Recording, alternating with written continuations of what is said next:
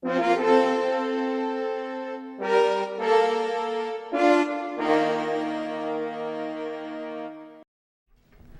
marijuana sees renewed support, and the House may have a budget in a matter of weeks. That's up next time on Capitol View.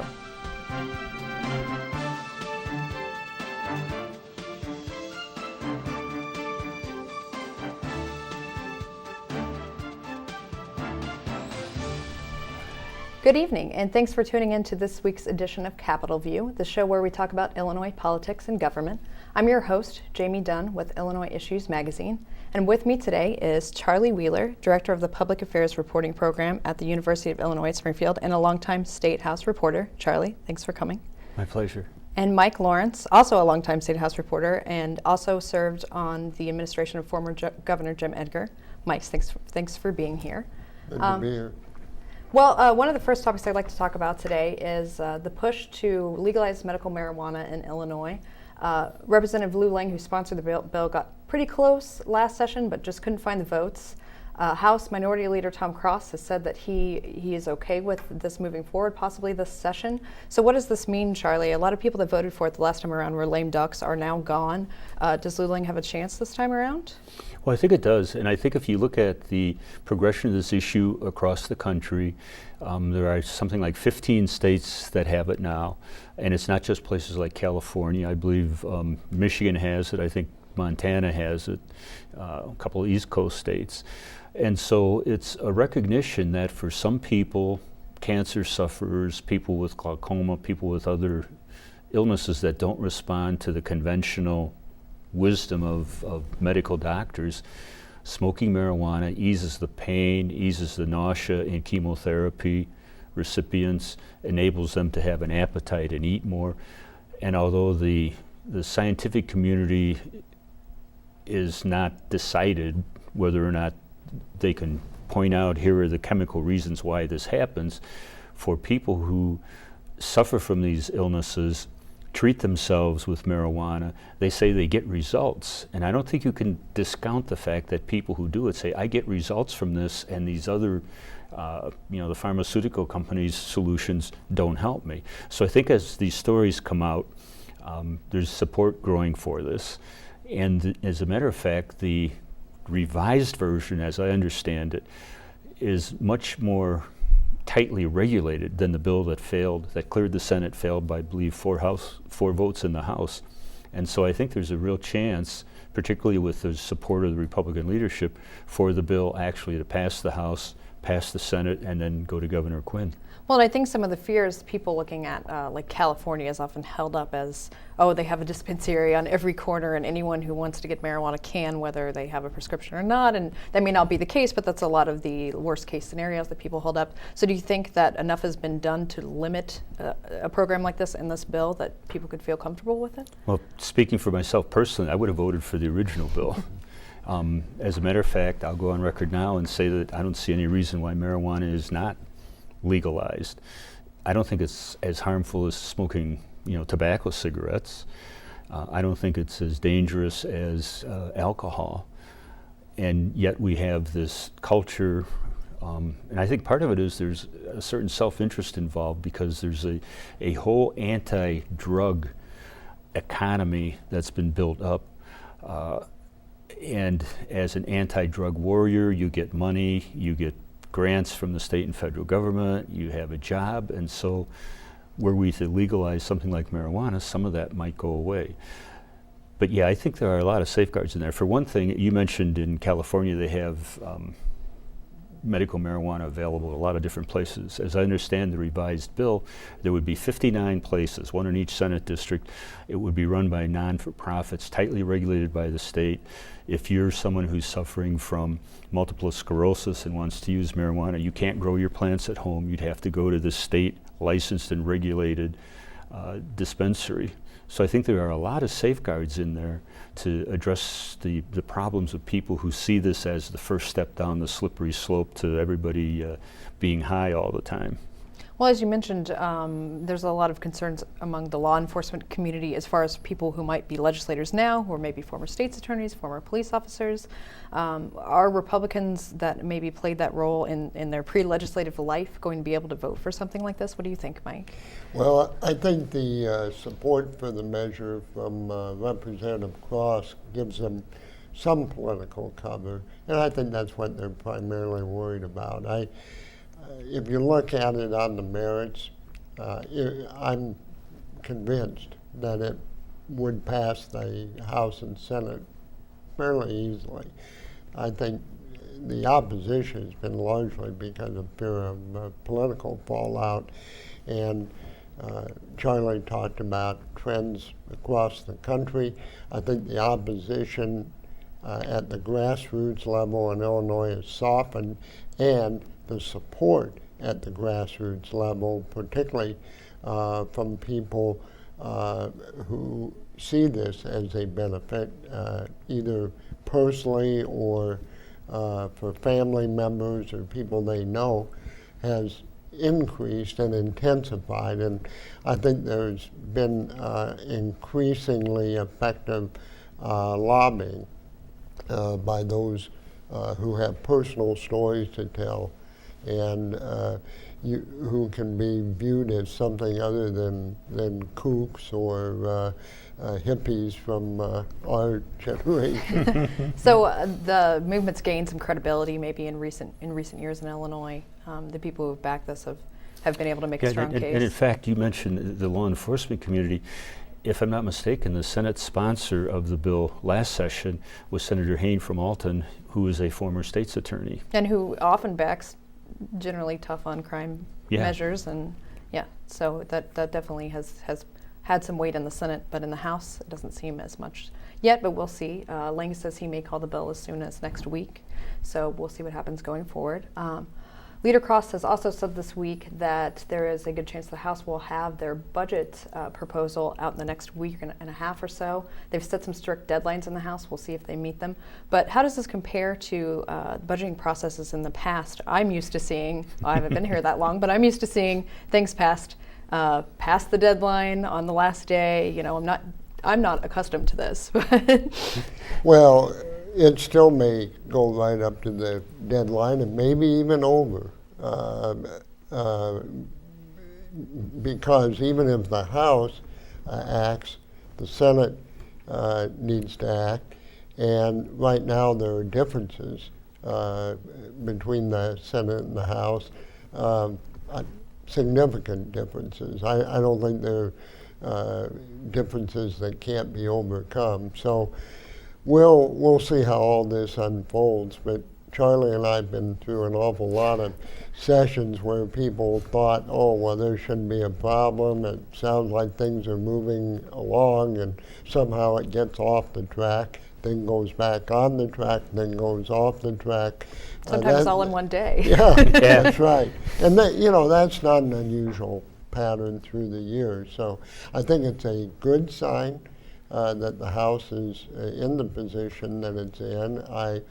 I think it's positive that Speaker Madigan and Leader Cross appear to be working together. They haven't for several years. Mm-hmm. And over in the Senate, you have a good working relationship between President Cullerton and Leader Radonio. So there are differences, but I think the atmosphere is such that they realize that it would be in all their interest to address this, not only forthrightly, but more responsibly by far than they tended to address the budget over the years. Now, I don't know about the governor. He's a factor in this, and thus far, most of what we have seen is activity in the legislature and initiative by the legislature with respect to setting parameters and really speaking out on it. So that's a question too. Now, the governor cannot add money to whatever the legislature gives him, but the governor should be a factor in this. But Mike and I were talking before the show about this is like back in the olden days. in the dark ages when Mike and I were reporters up there, and for an all too brief period actually worked in the same bureau with the Sun-Times, the typical pattern was each chamber would have various pieces of legislation, appropriation bills that spelled out the budget. The appropriation committees would analyze those bills. They'd hear testimony from agency directors, from interest groups. Then they would make changes in the bills, send them to the floor, and each chamber, in essence, would pass a budget that would go to the other chamber, go through the committee process and everything. There would be joint conference committees towards the end of the spring session. In those days, it ended at the end of June, or that was the target. And so in mid-June, committees made up of members from the House and the Senate would get together to reconcile the differences between the approaches, and then ultimately there would be a budget passed by both chambers. In recent years, and what you alluded to, during your tenure, it's been mostly wait till the last minute, throw something together. And now we're more on track of what it was when Mike and I were covering and when Mike Madigan started as a legislator. I don't think we can underestimate the difficulty. I mean, if they are going to address this fiscal situation and this budget responsibly, they're very hard, difficult decisions to make. It's a lot easier to put a budget together when you got money. Yeah. And it gets a lot harder when you don't have money. And the period that Charlie just referred to, there were times certainly when the state didn't have as much money as it did at other times, but nothing like this. And so these are going to be very tough as you decisions. recall, back then it was always, we're going to have X amount of additional revenue next year. Yeah. How should we allocate it? Mm-hmm. Right. And that was the pattern for 50-some years, or close to 50 years. And it wasn't until after the turn of the century, after 9/11 and the recession in the early 2000s, that the state actually took in less money in its general fund than it had the year before. First time since the mid-50s that had occurred. And if you look at the decade of the 2000s, 4 out of those 10 years, the state has taken in less dollars than the prior year. So it's no longer how do we allocate this excess, it's where do we cut, how do we economize, because we're getting less money than what we've relied on to fund services in the current year. And, Well, legislators like to say yes. They don't like to say no. And yet, if they're going to address this thing forthrightly and responsibly, they're going to have to say no in a lot of areas. Well, and governors like to say yes at times as well. Quinn has vowed to protect the largest areas of spending: education, human services, public safety. Can he really maintain those kinds of promises and still meaningfully cut this budget? I don't think all of those areas can be sustained at current levels under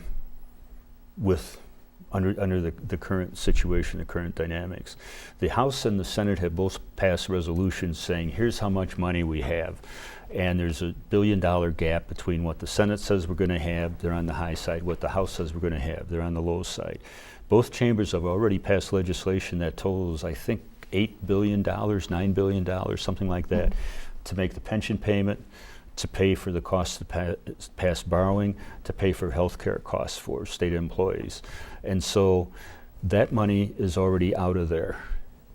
And the dollars that remain aren't sufficient to cover the costs of the current ongoing programs.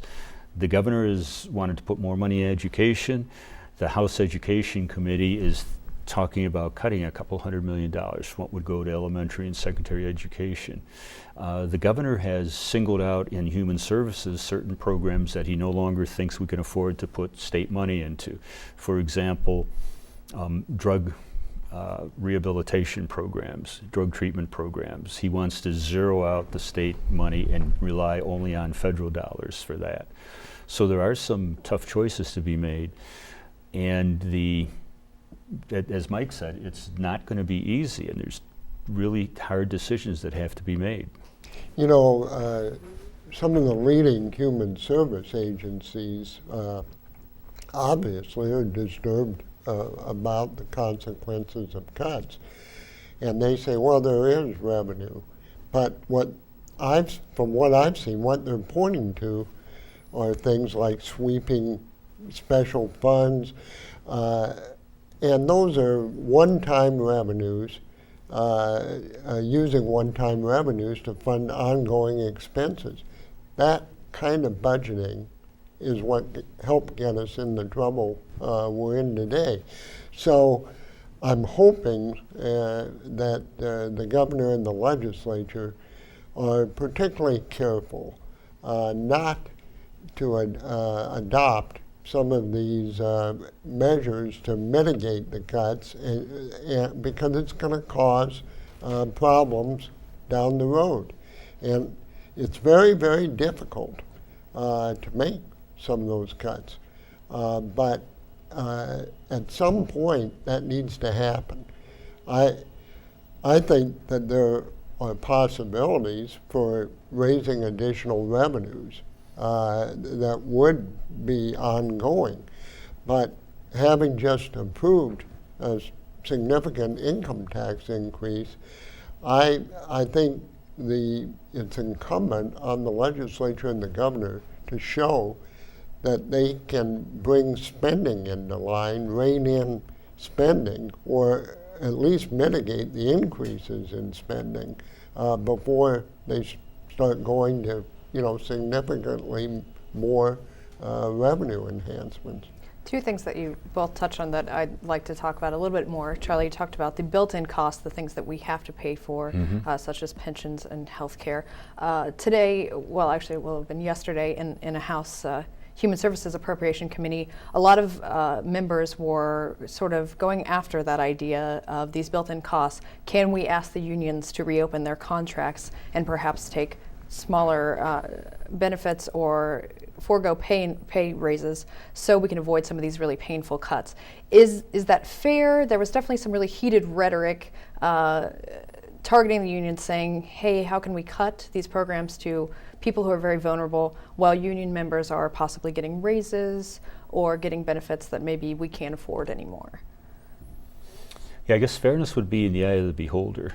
And from my personal perspective, I think there are certain things that would be difficult to do in terms of you can't break a contract with the union. You can ask the unions if they want to open up their contract and give back some of the gains that they've made. My guess is that the typical union member is going to say no. There are other steps that can be taken that don't cause us to lose some of our benefits. But it's just a really tough situation. And part of it is you look at take the issue of mental health and developmental disabilities, those two areas.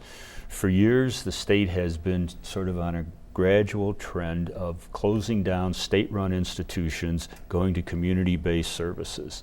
Now, the people who man those state-run institutions tend to be union members of AFSCME. The people who provide the services in the community, some of them belong to service employees, but a lot of them are not-for-profits and they're not unionized.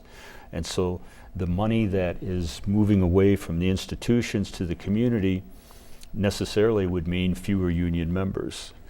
And so that's an issue that's been ongoing. And Mike, you've been in the administration side, that ongoing battle. Do we close the institutions, put money in put services in the community? And for a while in the 70s and 80s, the thought was, and I guess the thought still is, people are better served in smaller settings. And so for a long time, we were closing down these big mental hospitals. But then we didn't provide the resources in the community, and so it was like we closed the mental hospital and we shipped them to Uptown, a neighborhood in Chicago.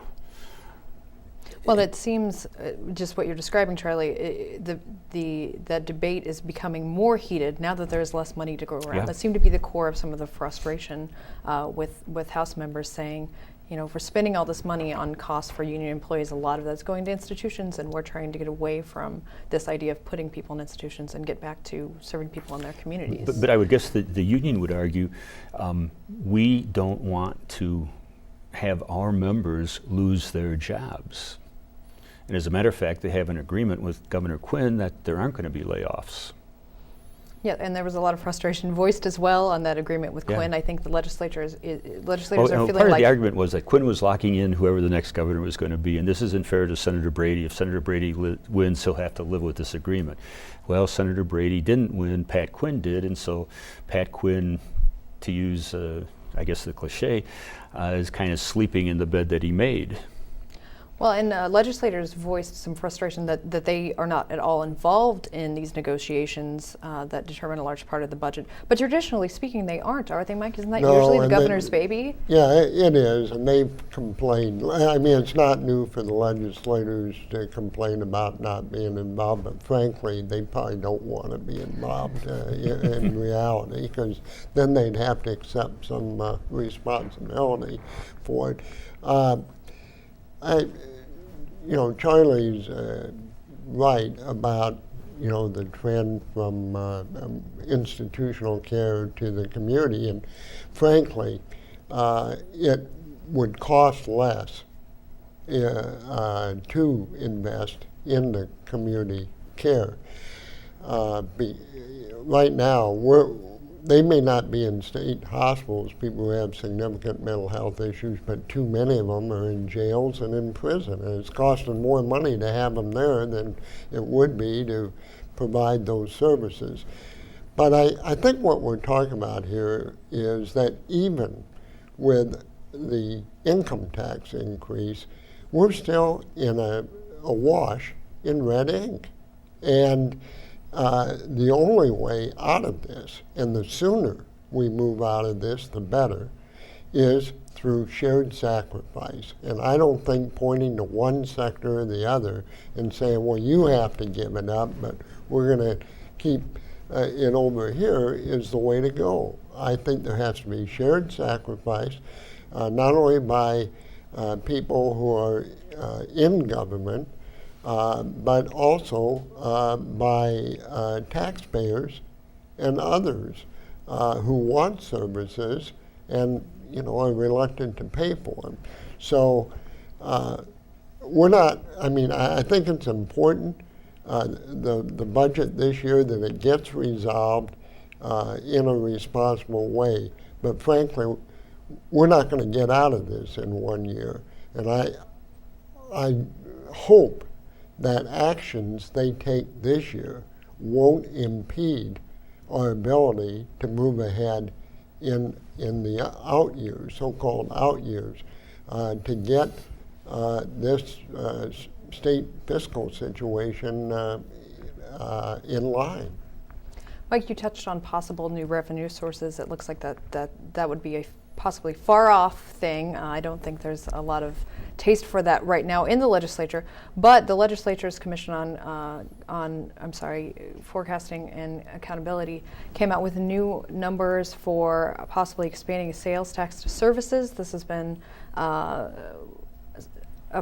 move that a lot of people have advocated for quite many a year, and they are saying now that the state could possibly bring in $4 billion or maybe $8 billion if we tax business-to-business services.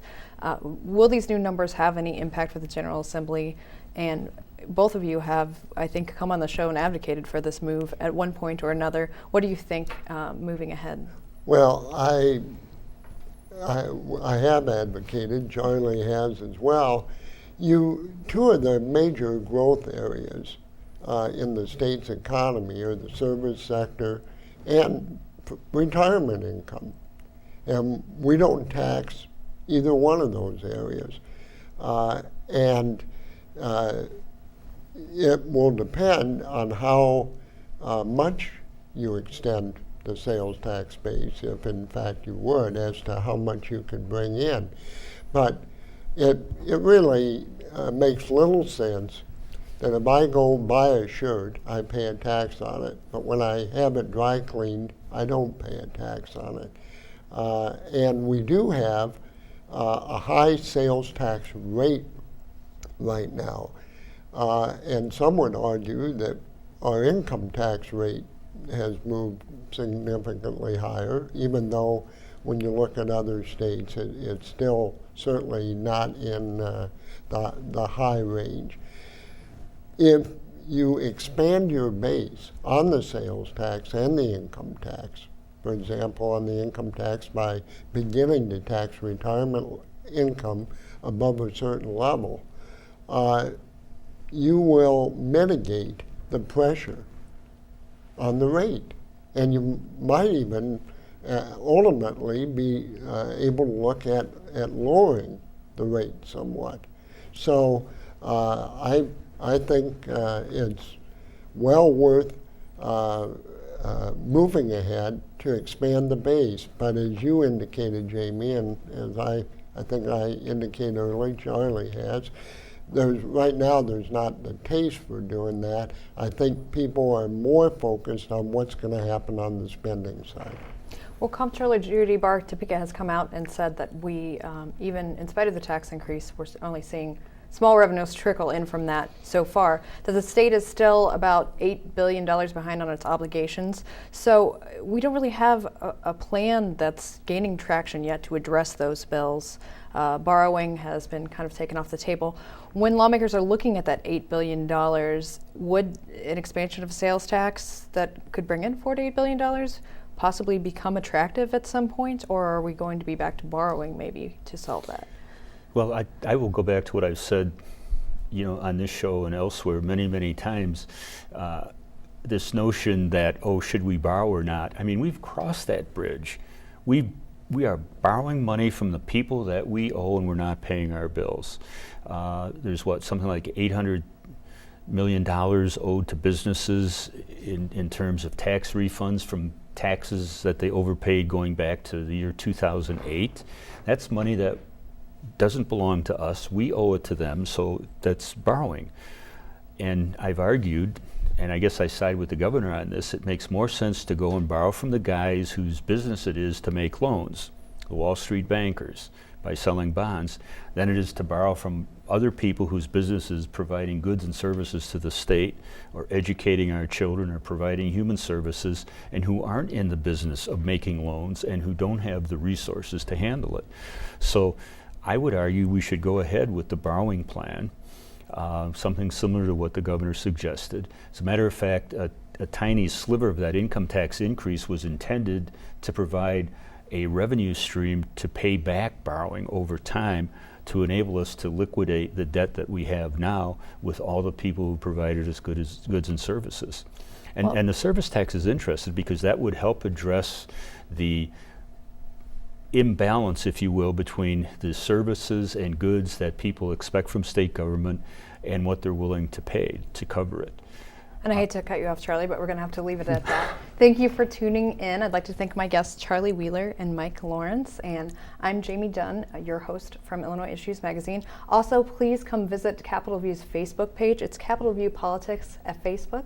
And we'll see you next week.